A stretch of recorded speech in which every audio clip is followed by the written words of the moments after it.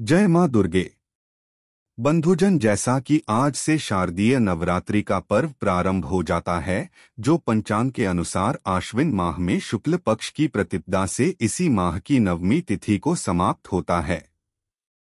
तो चलिए आज हम यह जानते हैं कि नवरात्रि में मां के कौन कौन से स्वरूप का पूजन होता है और उनकी क्या विशेषता है। नवरात्रि के 9 दिन मां दुर्गा के अलग अलग स्वरूपों को समर्पित है। कौन सा दिन देवी के किस रूप को समर्पित है, यह हम इस श्लोक से जान सकते हैं।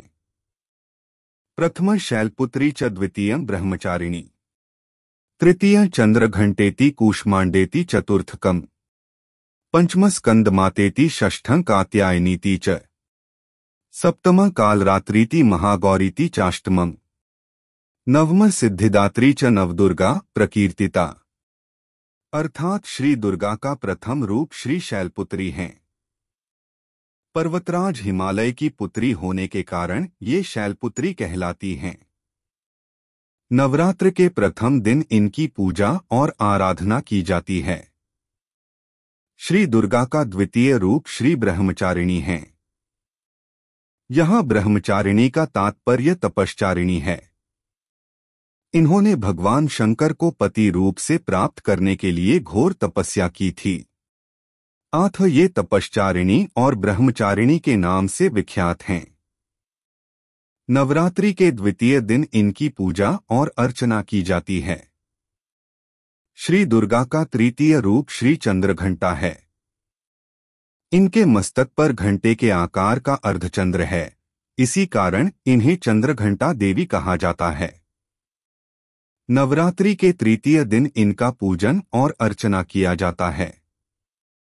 इनके पूजन से साधक को मणिपुर चक्र के जागृत होने वाली सिद्धियां स्वतः प्राप्त हो जाती हैं तथा सांसारिक कष्टों से मुक्ति मिलती है।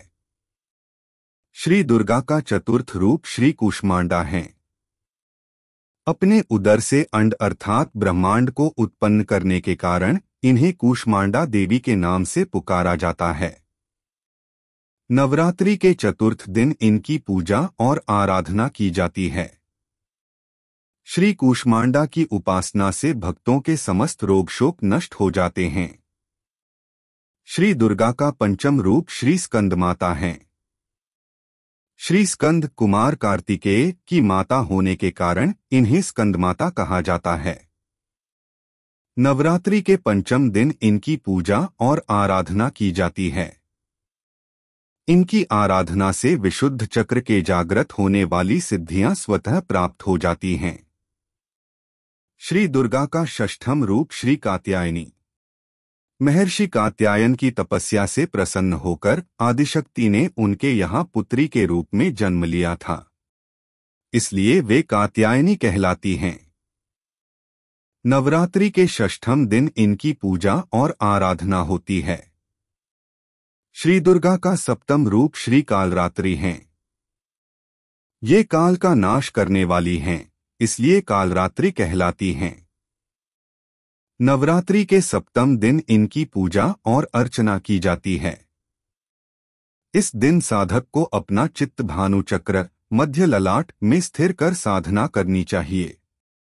श्री दुर्गा का अष्टम रूप श्री महागौरी हैं। इनका वर्ण पूर्णतः गौर है, इसलिए ये महागौरी कहलाती हैं। नवरात्रि के अष्टम दिन इनका पूजन किया जाता है। इनकी उपासना से असंभव कार्य भी संभव हो जाते हैं। श्री दुर्गा का नवम रूप श्री सिद्धिदात्री हैं। ये सब प्रकार की सिद्धियों की दाता हैं, इसीलिए ये सिद्धिदात्री कहलाती हैं। नवरात्रि के नवम दिन इनकी पूजा और आराधना की जाती है।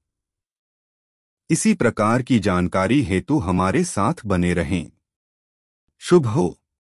जय मां दुर्गा।